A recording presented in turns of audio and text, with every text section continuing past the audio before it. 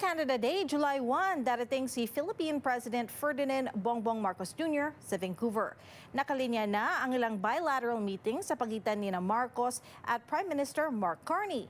Isa sa mga isusulong ang Free Trade Agreement ng Canada at ng Pilipinas. Ang report mula kay Rhea Santos.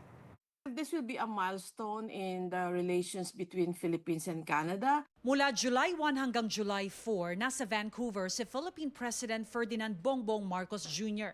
Ito ang unang pagbisita muli ng isang Pangulo ng Pilipinas sa Canada matapos ang 11 taon.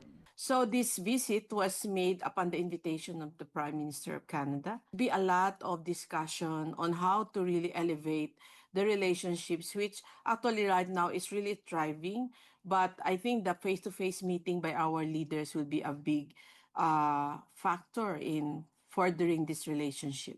Ilang bilateral meetings daw ang nakatakda sa pagitan ni Marcos at Prime Minister Mark Carney.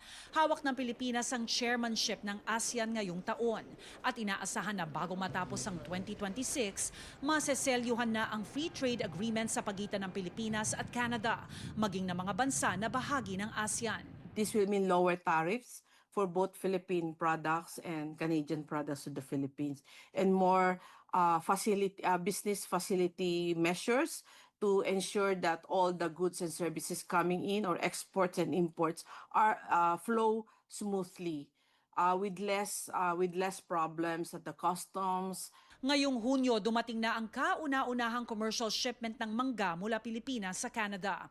Ayon kay Hamoralin, patikim ito sa mararating pa ng relasyon ng dalawang bansa. We have more than mangoes, really, to export here in Canada. We have other fruit products like bananas, coffee. Those are potential Philippine products that should be in the Canadian market.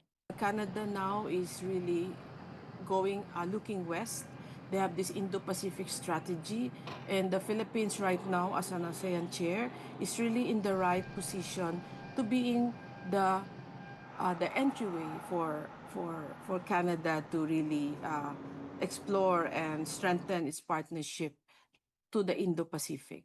Lalapag sa Vancouver, Canada Day ang Pangulo ng Pilipinas kasama ang ilang miyembro ng kanyang gabinete. Sakto rin daw sa panahon ng kasiyahang hatid ng FIFA World Cup. The President will be able to see how, the atmosphere in Vancouver during a big sporting event. Rhea Santos, Omni News, Vancouver.